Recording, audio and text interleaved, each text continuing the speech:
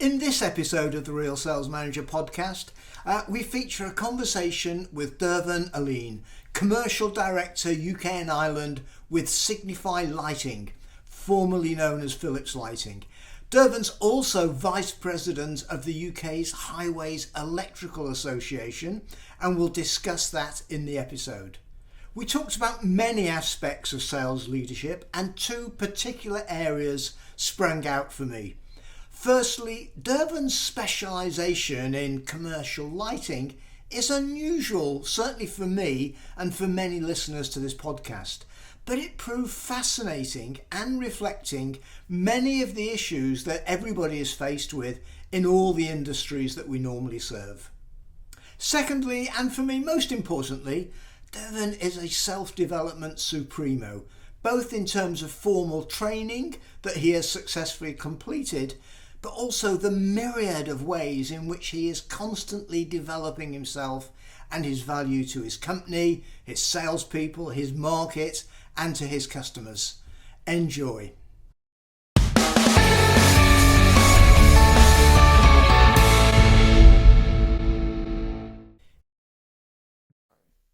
So Dervan, thanks ever so much for finding time to come on the podcast. Really looking forward to this session today.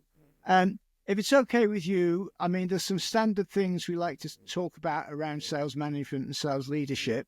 And I'd also like to talk to you about personal development, where I know, you've got a particular interest. Absolutely. But if we can start, can you just tell us a little bit about how you got into a sales leadership position in the first place? What the journey's been, and maybe why you did it. So thank you for having me on, firstly. It's a pleasure. So sales, how did I get into sales management? So I think, like some of your guests in the past have mentioned, I was very passionate about sales. I liked earning money. I had a variety of sales jobs. I didn't really know what I wanted to do or what I wanted to be. So I got into sales. I was looking to get into a sales role where I was doing field sales. I've done some telesales. I've done a variety of different industries, so telecoms, insurance, recruitment.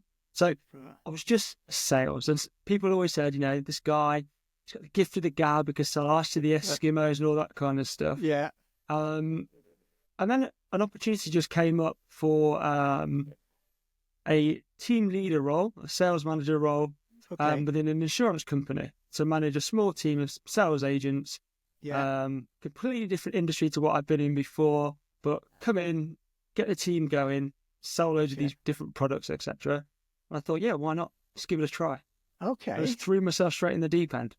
Yeah. And you say team leader, so were you doing your own sales as well at this stage? Or? No, it was purely managing a small team of sales agents selling insurance products in a very large and well-known insurance company still today. Based quite locally to where I lived, and it was my first real entrance into that management area, managing people directly, not the supportive but responsible. It was brilliant. It was absolutely brilliant because it was the first opportunity, and it was probably, as far as landing as going to sales management, it was quite a soft landing as a first management position. And what I mean by that is, it was a group of guys, which I'm friends with still, some of them today, where it was just about creating an environment which was fun, they were motivated, and they could earn a lot of money. And coming in from I'm a sales guy, I'm good at sales, it was a way I could demonstrate, follow me because look how good I can do it. So surely I can pass this on to other people. So it's looking back, a little bit like the blind leading the blind, because I didn't have necessarily the skill set for managing people. So I was kind of learning on the go a little bit. But I was actually really good at it. And it really showed me that you can make a difference to people. And that was really my first step into the management world. And I mean, you said it was brilliant, and your enthusiasm comes through straight away when you say that. But in what sense? I mean, was it just you were earning lots of money, or What makes it brilliant for you? So it was the difference of, I'd always spent a lot of time knocking the door. So what I call it, I knocked the door a lot. So as a salesperson, I've the guy picking up the phone, doing the telesales, doing the calls, doing the calls.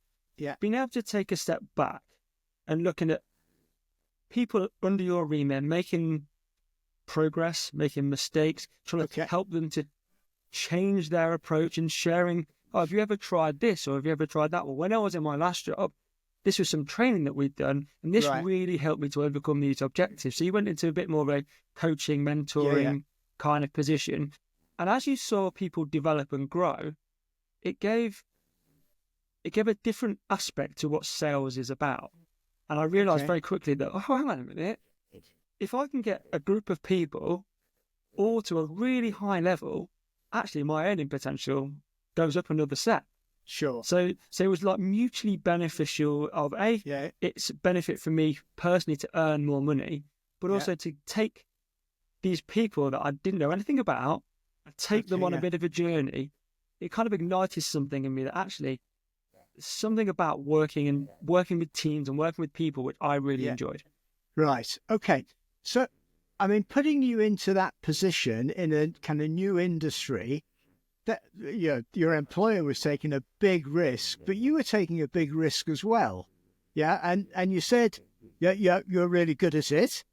So what did they see in you, or what did you see in yourself? I often ask the question, what are the key characteristics that we should look for in a first-line sales manager? But for you, what was it at that stage? What were those things? Yeah, I think for myself, my background out of work is sport. I love sport. Okay. I'm very competitive. I like to win. I do not like to lose. And if someone says, "Here's an opportunity to do X," you can't tell me that I can't do it, because I'll find a way. So at that time in my life, I was young at the time, early 20s. I had a point to prove. I'm a top salesman. I've got loads of money. I can manage these people. Of course I can. And this is how I've been successful at sales. So I could demonstrate quite early on that what was making me successful, and I could show a way that, well, I can take these people that have never had this training, never had experience in this area, and this is the kind of things that I could teach them and drag them along with. Right. Once I was then in situ and doing it, I didn't find it necessarily challenging. Okay. To change the way that people thought about approaching stuff. And a lot of the areas in sales that I'd learned from previous roles actually married up quite well. So we saw instant success, and then you ride that wave.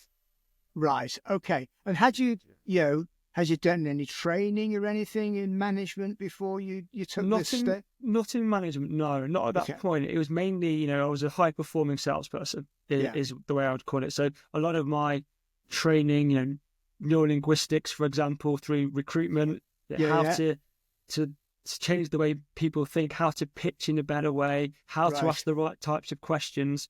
The very basics of sales, they kind of carry on across management as well. You can use those same skills and techniques to be very successful in management. And I took what I knew, and I just used it very targeted in what I did. Okay, so you'd had a lot of training around how to influence people, how to get things done. You're young, ambitious, obviously, with a very competitive attitude. Yep. And those are the things that made it work for you. Yes, it was. And I think, like you said, when you don't know, when you've not got fear of something, I suppose there's nothing to stop you from carrying on. So, within that environment, I was successful. Right. Moving on, then taking that out of that environment is then where you start to go, that's where I now have my gaps. This is where, or how do I deal with these circumstances? It's a completely different environment. Yeah. That's when I realised the need for personal development, which you touched on earlier, the need to learn, the want to learn. That's where that kind of was born from. Oh, okay. So, I mean, we'll come on to the personal development if you're okay. But so you went into insurance sales. Yeah. You were helping the guys, you're being successful, but you've moved on from there, haven't you? Oh, yes. Yeah, a long time ago. So I started off in insurance for a while. That was in a call center environment. Then it was into a branch network. So then I was managing a branch, which was then a completely different skill set. Then managed multiple branches. Okay. And then from insurance, I then moved completely into another industry again, which is lighting, which is where I am 15 years later. Right. Okay. So there's a few things that I need to unpick. So, yeah, team leader in a call center environment. Yeah, okay, yep. I can imagine that. And you don't know the product, but you don't need to. It's, your sales skills, your enthusiasm will take you through. Exactly. Managing a branch, then I guess that's much more around people and motivation, is it, rather than just activity? Exactly. It's trying to get people to understand the effect of, because your branch, you're customer facing, you're on the high street. So customers are coming in to see you. You are all of a sudden dealing with the problem at face. Right. So it was a very eye-opening experience. Yeah, some really positive experience, but some, if in an insurance world something goes drastically wrong, the customer walks into your office.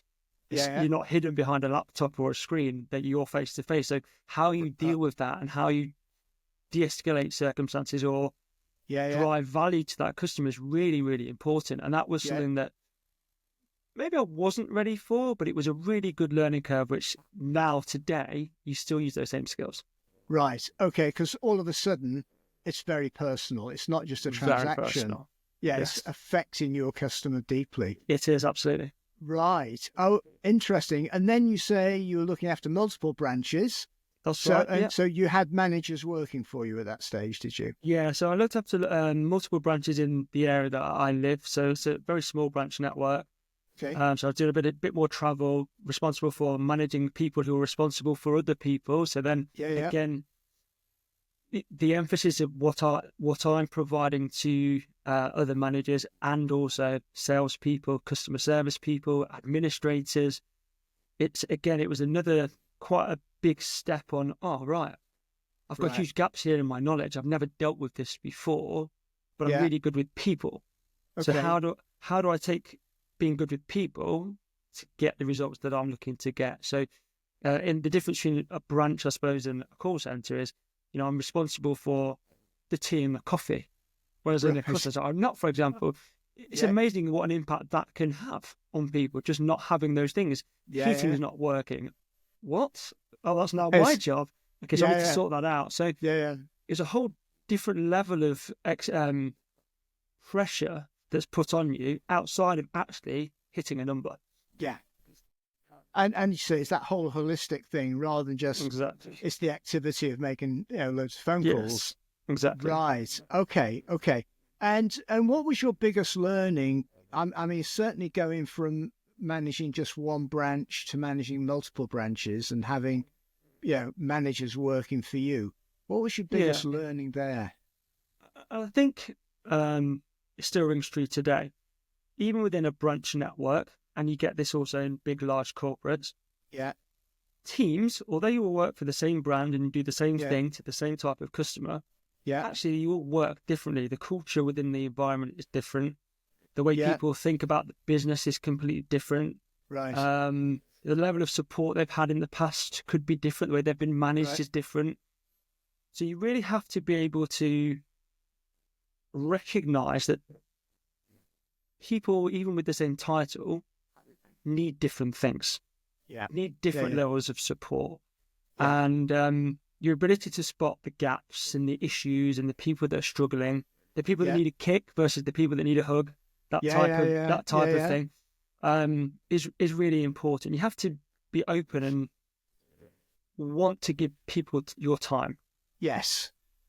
Okay, so it's really important. It's that desire to actually help people to help themselves.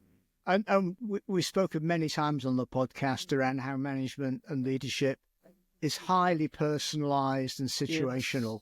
There is, I couldn't write the textbook that says this is how you do it, because it's different for you with your personality. But as you say, really depends on, it's not just the personality, but you pointed out the situation that your people find themselves the environment. in. I think, I was taught quite early, back when I was in a sales role, that people work in environments.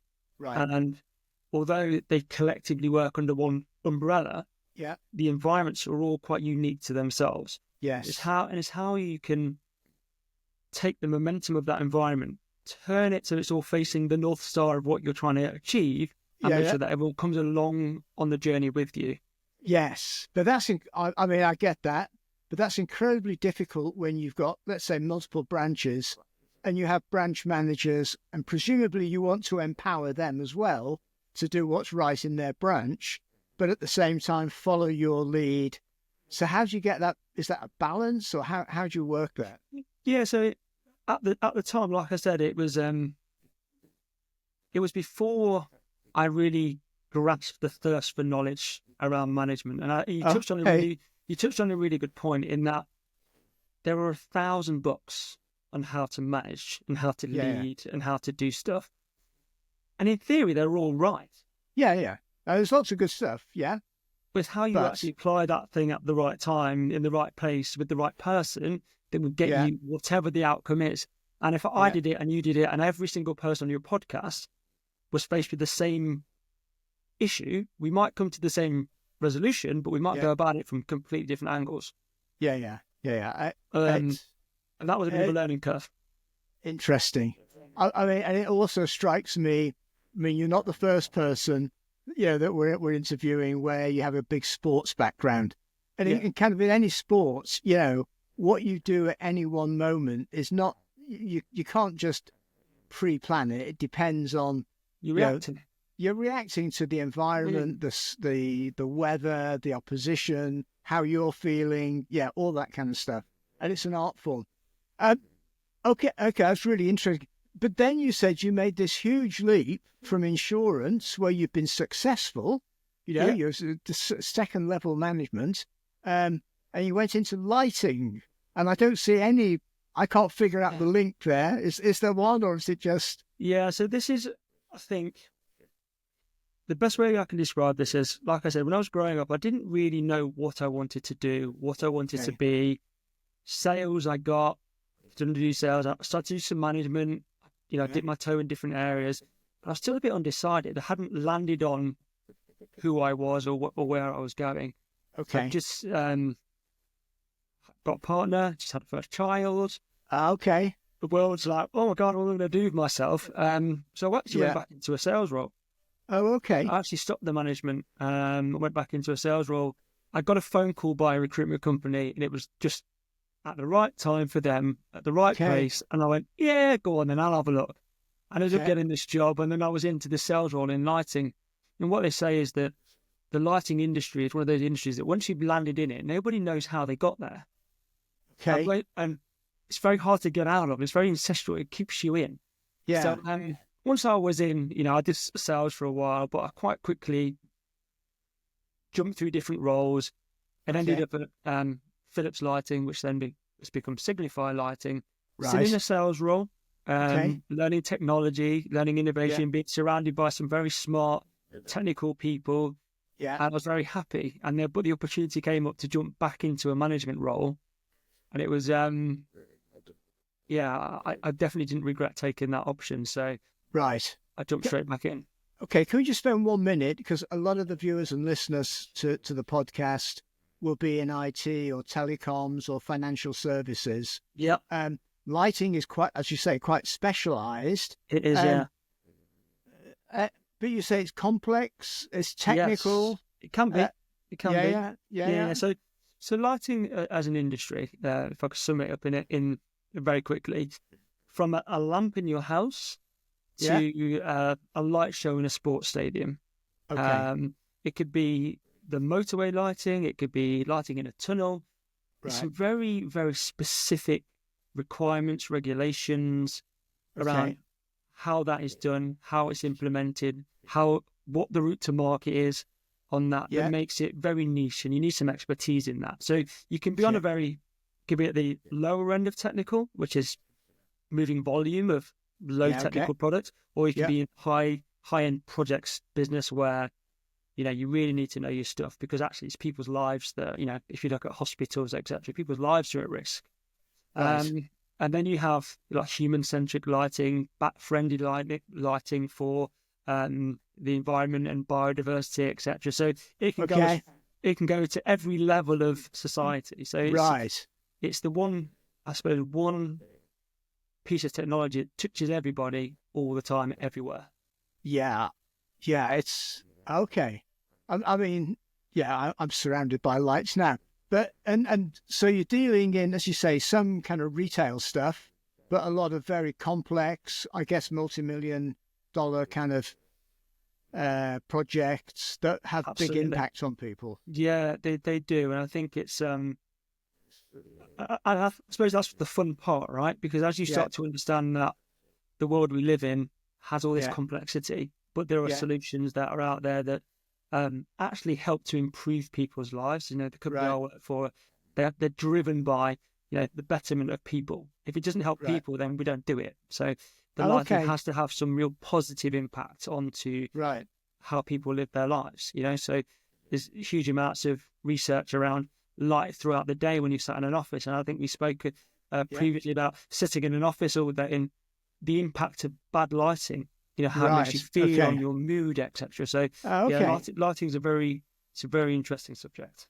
And was it a difference for you moving from an insurance company, which and we all, I mean, some of our listeners will work for insurance companies maybe, sure, but they seem to have a culture. Then moving to a big organization, multinational organization like Philips and now Signify, who have this, from what you're saying and what I know, quite a strong culture, which may be different from what you find in financial services. Was there anything there that? Yeah, I think there is, and I think as well, when you're talking about big global companies versus more localized UK companies, for example, your exposure in business is heightened massively. The opportunity is heightened. So, it was through working at Signify that I got the opportunity to do a degree. I probably would never have done a degree unless I was at a company that had the scope to provide that level of opportunity for me. So yeah, it is. And also you're dealing with colleagues from different countries. I have colleagues in Spain, over across the Nordics, etc., who we're collaborating with. So it's just the exposure level is heightened, and matrix organizations, multiple reporting lines. It's just very different. But I personally, for me, I liked innovation. I liked products. Having insurance is something I can't give you necessarily in your hand, whereas a product I can show you. So I could show you what I was selling you. Yeah, that worked more in line with what I was comfortable with. So yeah. Okay. And let's come back to, so you joined as a salesperson. Yeah. Having got to I think I don't want to stereotype, but often people, and I, including me, get to a stage in their life, you get married, first child comes along, and it does change your outlook, or it did at least for me. Yeah, exactly. Yeah. So, and you joined this big organization, you went into sales, and clearly you've got a passion for sales. So again, you moved into management. Can I just press you again on, for you, what are the characteristics that we look for when people move into a management position? Yeah, so I think that firstly, you want to be someone that people want to follow. So I think if you spend a lot of your time when you're in sales and you've worked your way up the sales ladder, and then you become like the go-to person for information. Look how he's doing that. Look how she's doing that. Yeah. Then all of a sudden you get pigeonholed as someone who's a go-to person. And you realise that you can have influence. Now, you don't have to be a manager to be a leader. You can lead people by example, etc. Yeah. But the opportunity to really shape the direction of something and want to do that and be hungry to know and to learn and to use those skills, I think is something that's really, really important. I also think you just need to be really honest with yourself, because being a manager and being a leader, I think, is very difficult at times. You have to be able to, reflect and look at yourself, how you deal with complex situations, how you deal with people in your environment that are not having a good day. You need to learn skills that will help you to deal with that and the effect that has on you as well. So you need to be very honest with yourself that you have flaws and you're not perfect. Right. Yes. I think they're two very, very important areas. That's really interesting. And, again, on the podcast, when I talk to really successful leaders, skills and knowledge come into it, but things like, that desire to make a difference, to shape things, the thing about being honest, what you said was being honest with yourself. I mean, clearly being honest with other people, but being honest with yourself, that's really insightful. Okay. And I love that. So I often hear that phrase, the go-to person. Yeah. And I guess, for aspiring sales managers, getting to that position where people describe you in that way, that's a big signal that, well, okay, maybe management would be good for you. And I think also people get told quite a lot when they're in that kind of in-betweeny stage of getting back into management or going into management. They talk about what you need to do is increase your network. Right, okay. Increase your network. So if you increase your network, you get some stakeholders that will believe in what you do. So you might go down a mentoring route or get a mentor or something else. So, I had from very early at my time in Philips, I bought into having a mentor. I thought it was really, really important. So I had a mentor and then I started mentoring as well because, again, to be able to learn from people and successful people is important because they're skills that you can attain or just ways of thinking and dealing with problems that you probably would not have worked out yourself. Let's come back to that because, again, I'm a big advocate of mentorship. Yeah, absolutely. And can I just, I'm going to repeat another of your phrases because for me it is the definition of leadership. It's about people wanting to follow you. It's not about you. It's about the fellowship rather than the leadership. Exactly. So I just thought that was a really interesting way of putting it. Okay. Interesting. So you mentioned, with Philips, you've done a degree, and we've spoken previously around you've done a huge amount of things to develop yourself, Dervan. So how have you approached all that? Yeah, so I think there was one piece of training that's stuck with me for many years. Okay. This was from a sales role, and it was just a questioning technique. It was we called it the what if technique. Okay. And basically, you got into this dynamic where you're in front of a customer or you're in front of someone who works for you, a member of staff, colleague. Yeah. And how long could you keep them talking? Okay. It's just a very simple exercise. And the question, you ask them a question and you want to keep those questions going. How long can you keep them talking till they just can't talk anymore? And also I tried this on my wife at home, which didn't go down very well after a few weeks. Right. But it was something that it really worked. Well, tell me more about that. And what else did you do? And we'll keep them going and we'll just let them drive all their information. Yeah. And I realised it was a really valuable tool and it got my interest spiked, and that's why I got into the NLP and some other things. Right. And I went on this bit of a journey. So when I started back in management at Signify, I really wanted to learn. I really wanted to get my head around not just how I did stuff, but why it worked and why it was successful and how could I get more of this knowledge. So I went on a very aggressive learning path around reading books, self-education, etc., which I did. I made sure that I got mentors at the highest level I could possibly get within the company. And I just went on this drive to acquire information. But what was behind that? Was it just you're ambitious and you want to learn stuff, or?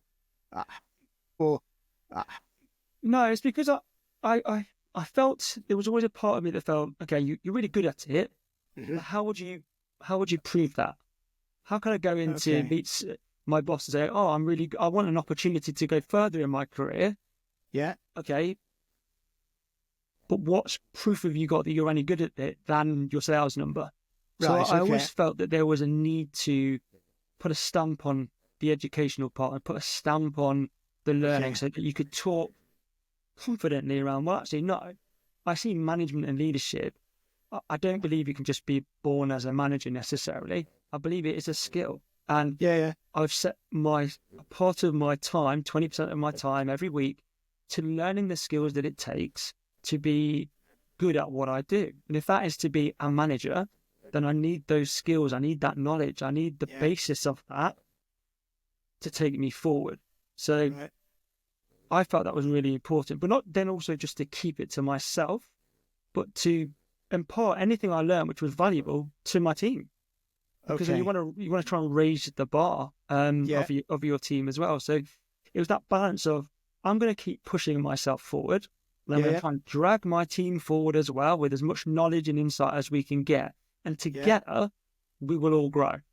So I'm creating the managers of tomorrow, and I'm also moving up the ladder as well. So in theory, I'm trying to create the next person to replace myself. Right. You said 20% of your time on personal development. That, I'm sure for most of the listeners and viewers, is an incredibly high figure. How do you manage your time so that you can devote 20% to personal development? Yeah, so a couple of ways, and it changes over time, right? Because as you get different roles, you get promoted, you take on more responsibility, you do side projects, etc. One that's really helped me is to get knowledge in. It was listening to books. I find Audible as an app, for example, brilliant. I think it's brilliant.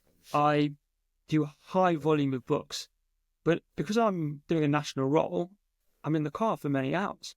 So instead of listening to the radio or listening to a music listening, all sorts, I download content into my brain, and some of it will go in, and some of it won't. But I tend to tune in and out to the stuff that I find interesting. So in theory, it's kind of like learning on the go as well. So if I went to walk the dogs in the evening, if I was in the gym, I could listen to music, or I could just finish that book because there was some really good insight that could help me to apply that for tomorrow. So, a lot of reading, stroke listening to content. Right. Okay. Yeah. And then, it's filling in all those gaps where we daydream, or we listen to music, or exactly. And what I would find is that I'd be listening to a book, say Start With Why, Simon Sinek. It's great book. Massive book. Everyone knows it. Fantastic book. And as I'm listening to it, I realise I'm now not listening to the book anymore, because I'm actually trying to work out in my mind how, that's really good. Now, if I did this, and this at work with my team, and I put it in this way, guess what? I've just got the content for my next sales meeting. Right, okay. But it's relevant to what I'm doing, not the book, but it's taking some of it which is resonating with me really well, and I'm applying it in a scenario which is adding the value, and it works. Right. So then I have to go back a few chapters because I've tuned out, and then pick it up. But there's so much, like I said, there's so much good content on there. That's why, if you listen to the guys that have been on your podcast before, they recommend books, they recommend, and I've already listened to a book that one of your previous it's brilliant. It's a really good book. So, but I tend to read I also tend to listen to them at very high speed. I don't listen to them at the normal speed rate. So, I listen to maybe, I say, if one was normal, I'd listen to it at like 1.6. A lot of people might struggle with that because it just sounds a bit too much. But I find that your brain can still take in that level of information. At high speed. So it means you can absorb a huge amount of content in half the time. Okay, so I mean, I've often listened at 1.25, depends on the speaker. Did you have to train yourself to get up to 1.6, or is it? Should I be pushing myself to? I think you can push yourself harder, Steve, if I'm honest. No, that's good.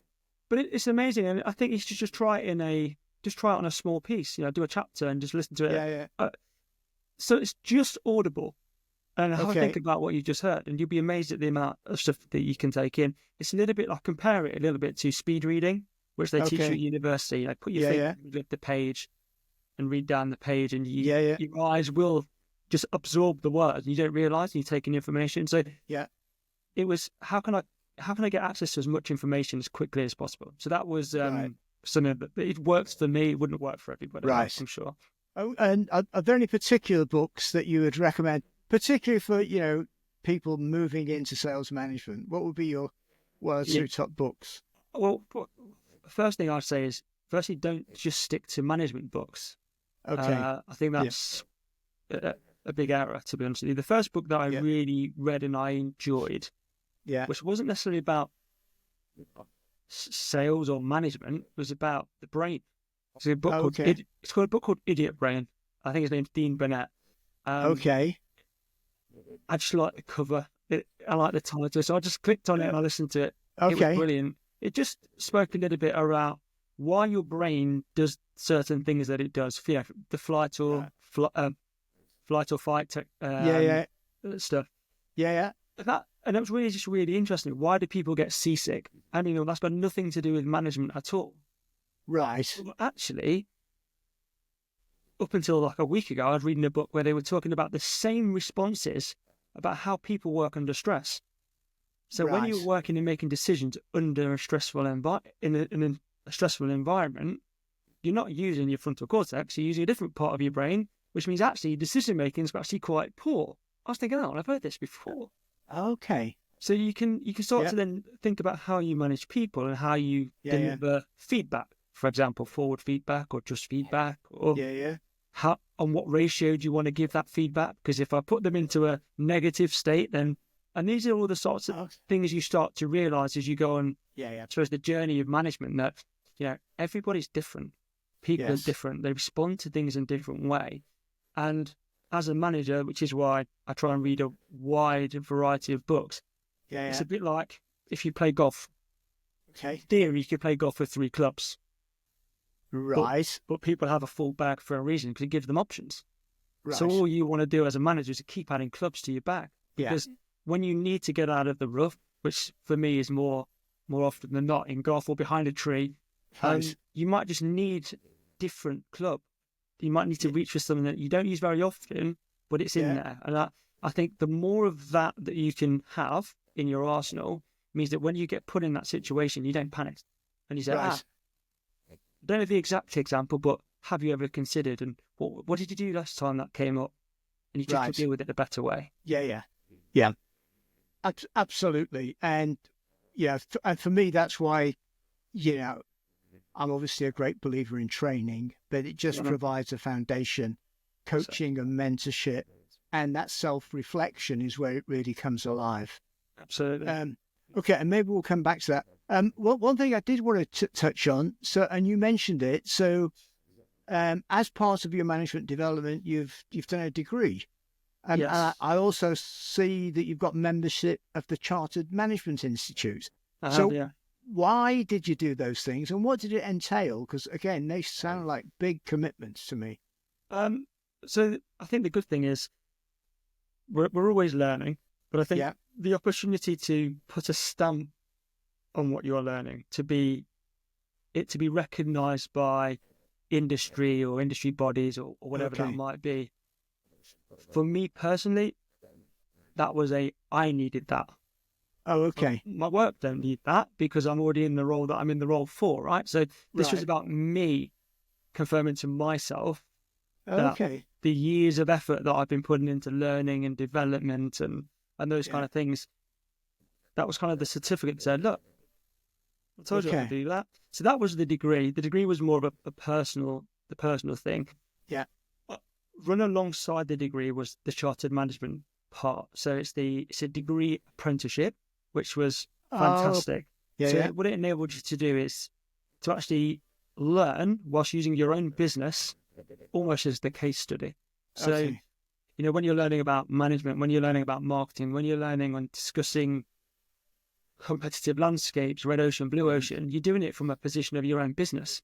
Yeah. So it helps. It's a really good way to say, this is real. It's not out of a book. This is real life. This is what I do every day. How can I make these steps and improvements? And it takes you through the skills that you need within a business. And I thought it was really, really useful. Yeah. And then off the back of that, you can choose to be assessed to become a chartered manager. And what that's about is it's a qualification. I think it's the highest qualification you get in management in the UK. And it is about management. It's about leadership. It's about access to networks. It's about access to mentoring. It's about getting access to content around every subject that a manager should have, and being able to use and tap into expertise from across every sector, every segment. And it's like a little community. And I think it's really, really valuable. It's really valuable. And you're still an active member on around that community? Yes. Yeah, absolutely. Okay. And amazing. And I also noticed that you get involved in other things, like you're involved with the Highway Electrical Association. So what's that all about? And is that just personal development, or is that business, or what? I'd say it's business, that one. So as part of my role within Signify, I'm responsible for public lighting.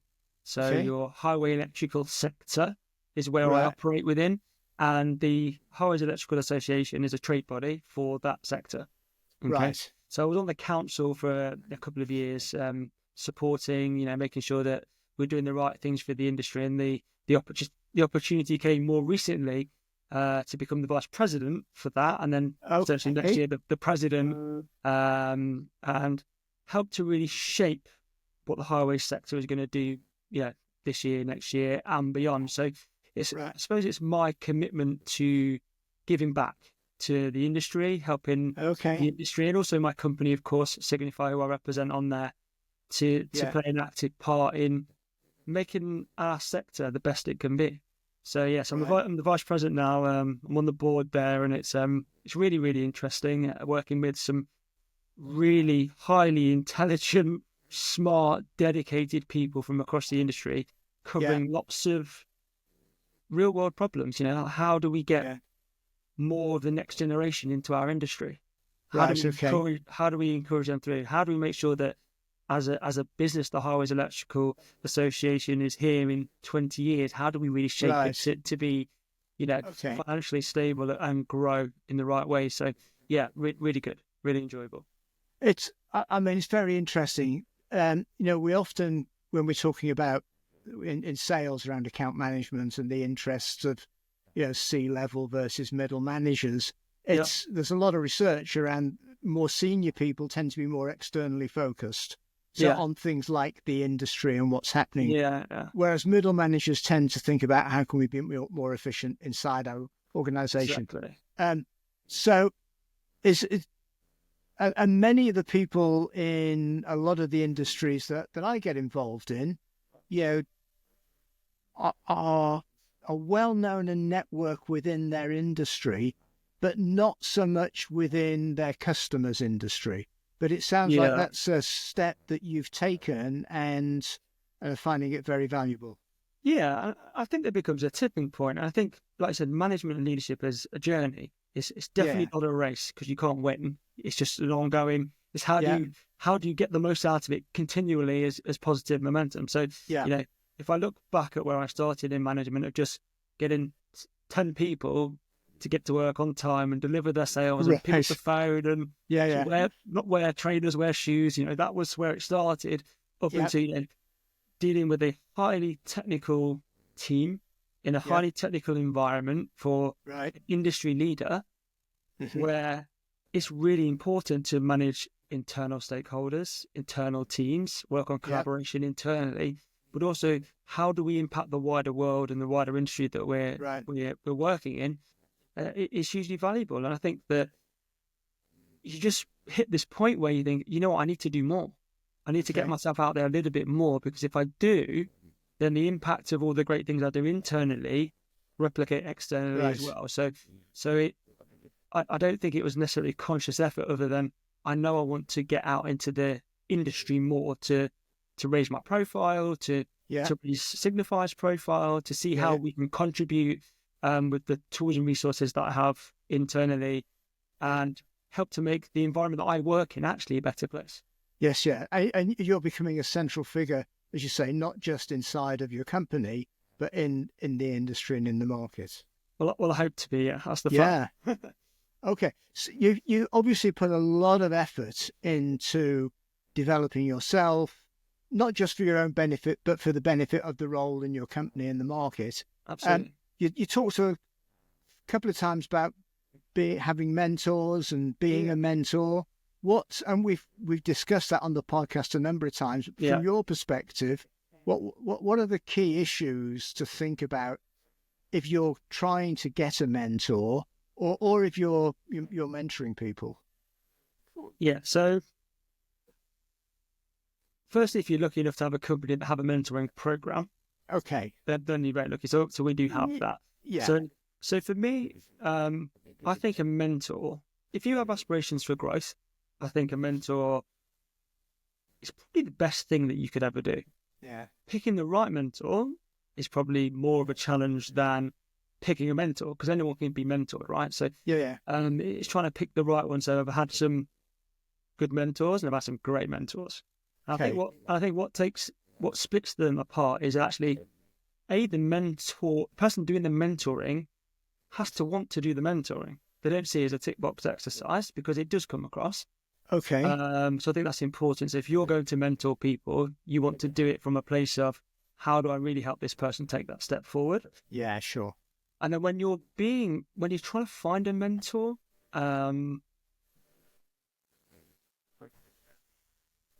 you'd be amazed. I think my last two mentors, the last two mentors I've had have been brilliant. So one's been a board member at my company, who is very highly accomplished sales lady, talks about sustainability in the world and how our company takes a part in that. You know, her style was very different to my mentor before, who was a procurement lead, for example. Completely different. Completely different to what I do in both segments. Just a very rich view on the world. You know, they're very experienced. You know, they operate at a very high level operationally.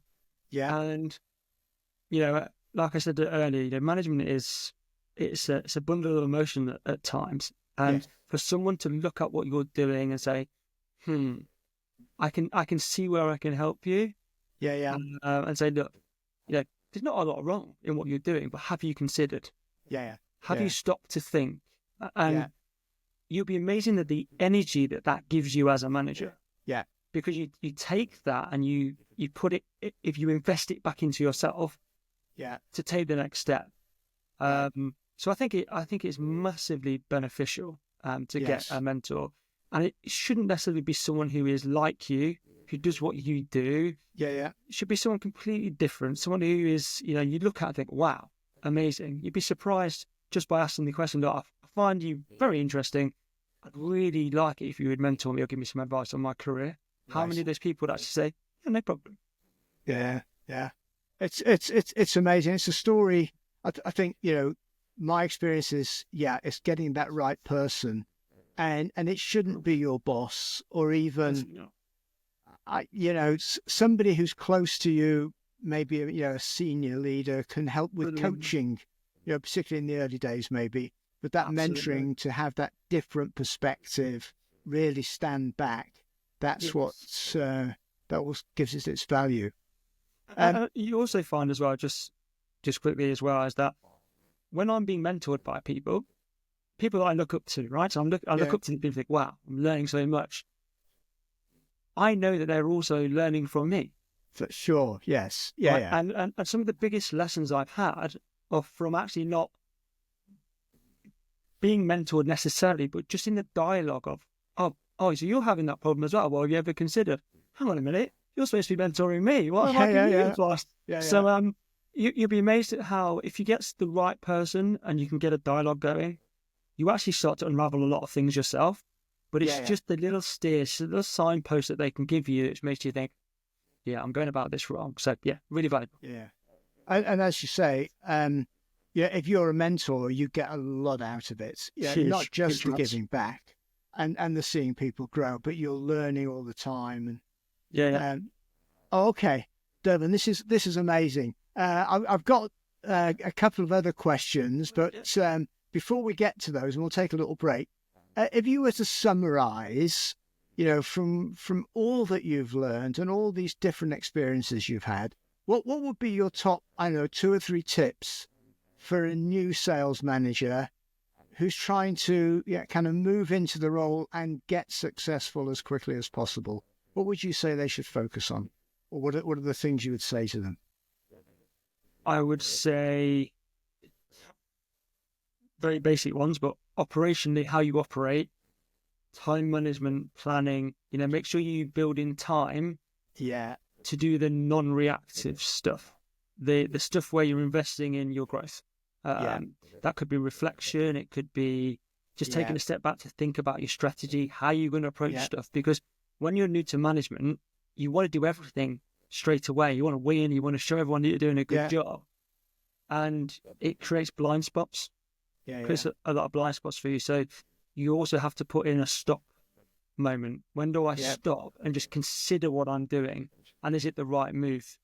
That'll be the first thing. Second thing is, you could be a very smart person. You could know a lot, but there's a lot of people like that. So tap into them is what I say. Speak to management, speak to other managers that are doing similar roles to you, and ask, how are you doing that? How are you getting that success? How are you overcoming those obstacles? I've had these issues. How do I get past that? So, don't be afraid. There's no silly questions, I would say. I think everyone's been on the journey, and everyone would normally look to help other people. So tap into other managers or networks of managers that you can bounce ideas. Don't be alone. Don't be alone on your journey. And then I'll say third thing is just have a thirst for knowledge. Have a thirst to learn and to just soak yourself in the things that are going to make you successful. You could use none of it. 9 days out of 10. But that one day when you need to show, and then your manager says to you, tell me about a time when you've really made a change to someone. Show me in your review how you overcome an objection and what are you struggling with. Here's an example. I wasn't ready for it, but this is what I did. And it's because you've spent the time adding clubs to your golf bag. Okay. Can I just come back on those? Because that's fascinating. So that thing about being operationally getting it under control. I was working with a new sales manager a couple of months ago who told me that within a week of him getting into the role, I think he said something like 60 to 70% of his time was blocked out. He had to go to this meeting and that meeting. And then he was just amazed at the stuff that came at him from people in the team. At, silly things like, can I have this holiday, or do you mind? But it just takes so much time. But you have to be disciplined and say, okay, if I'm going to manage. I like that. What's the stop moment? That's a nice phrase, isn't it? Yeah, I was speaking to a manager yesterday, actually, and we were talking about, I said, look, just tell me 4 things that you want to work on. There's no point doing any more than that. Just tell me 4. Yeah. So he gave me a list of 20. And actually, they fit into 2 buckets. They're the bits that, are your team, how do you, empowering your team, if you empower them to do X, Y, and Z, that means they wouldn't come to you with these things, which gives you more time to do the other bucket, which is the invested in the strategic part, and, the industry piece. You can spend your time there if you manage that part. But you can't do both at the same time. So, so I would say, even in my latest role with all the things I've said now, I was, in a role where I was trying to learn the job as I was going and the dynamics. And all of a sudden you realise, you take a step back and go, I'm drowning in just the noise. At some point I need to stop that and get back to getting out to see the customers and getting out to adding value. I think that's a point that almost all new managers get to. 100%. And it's within 6, 9, 12 months, whatever it is, they're drowning. Okay. And it's okay. And that's okay, right? It's okay to drown for a point. Because it probably shows you're caring and, Yes. But at some point, you're not managing. And that was, I've had some harsh lessons. When you have people above, sometimes they don't see that. They only see the numbers ultimately that are on a spreadsheet or the small check-ins that you do. Sometimes they don't want to know about the noise. Right. They just want to know about what you're doing about it. So if you're not getting to the what am I doing about it stage because you're just dealing with the noise, it encompasses you. And I think sometimes you need someone to help you out of that. Sometimes reaching out for a mentor or help is the quickest way to navigate those challenges. Yeah. Your second point there about tapping into all the other smart people around you, it does strike me. And again, this is a conversation I have with new sales managers many times, is that once you move into that position, you've got your team that you're looking after, but you're now part of a management team. And that's a very different way of looking at the world. And to be a part of that, there are some responsibilities that go with that, but so many benefits if you really tap into it. So that's really, really interesting. Dervan, we're going to take a very quick break, and then I've got 2 more questions for you, if that's okay. No problem. Yeah, that's fine.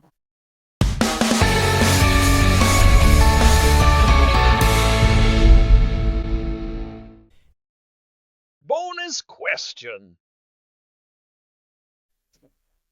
So, Dervan, thanks for all that so far. We all learn from our mistakes. Hopefully, we can learn from other people's mistakes as well.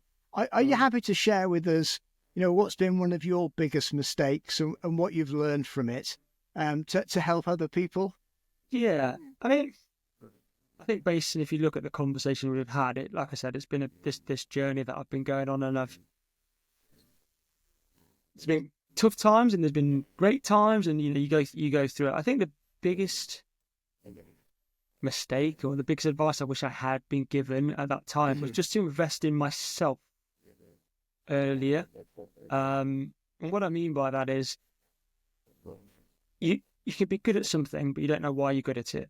Okay. And you can achieve results, and you don't know actually if it's luck or by design or anything like that. And I think that by investing in myself, doing the degree, getting the chartered management, doing the mentoring, external mentoring, which I've done, adding all those clubs to the golf bag, which I keep saying, it's put me in a position now to be able to reflect on it properly. Right. Whereas when you're in the race, it's hard to stop and reflect fully. So I think looking back, my biggest mistake was just not doing that and not attacking the knowledge part and the accreditation of that earlier. I think I wish I'd done that much earlier in my career. That's really interesting. For me, and again, I go back to thinking about sports people. It's kind of the difference between being a gifted amateur and being a professional. The gifted amateur can play a good game or whatever, but doesn't really understand why, doesn't really have the foundation to then go to be great. It's a consistency. A bit of consistency, and I think, I love sports analogies, as you can quite clearly see. And when you're working in management and you're working with teams, trying to understand what your place is on that team and what you're all trying to do. Yeah, it's very hard to do that. So if I played football and I was a right midfielder, or I was a striker, or I was a goalkeeper, I'd have it in my mind. I'd have my individual goal of trying to score a goal or try and save a goal, because I'm a goalkeeper. I save a goal, and that's what amateur footballers are at, right? But then the professionals are thinking, well, I am a goalkeeper, but my job is to help us win, and I am a striker, but I need to defend because I need to help my team win. Because I'm a professional and I get this bigger than me. I think that's where it flips out. That's it, and it's a mindset change as well. Yeah, absolutely. That is fascinating. So you'd wish you'd done that a bit sooner. What's your biggest triumph, Dervan? What are you most proud of? I think actually, in more recent times, the stuff I'm doing with the Highways Electrical Association that we touched on, the vice presidency, doing the industry stuff, as well as leading what I would say is a very accomplished team within I've hit a point where I'm now now I'm getting the results for the hard work. So I would say that I feel that I'm kind of in a very happy place and very proud of where I've landed, to be honest, and to be on your podcast, of course. I wouldn't don't forget that. But yeah, that's kind of, reaching a point where now I can start reflecting on how you can really make a difference and continue to drive the team that I work with to next level industry stuff. So I think that's really exciting, and I'm excited to see what the next couple of years brings as well. Yeah. It's been an amazing journey, and listen, thanks ever so much for sharing it with us. There's so much I think that people can learn from this, different perspectives as well. So, any final words of wisdom, Dervan? No, just believe in yourself. Just believe in yourself personally. Invest in yourself, because if you can do that and you do it well, then everybody benefits. Everyone around you benefits as well. So it's a really good investment to do. So believe in yourself. Brilliant words, Dervan. Thanks ever so much. Cheers for now. Thanks, Steve. Take care.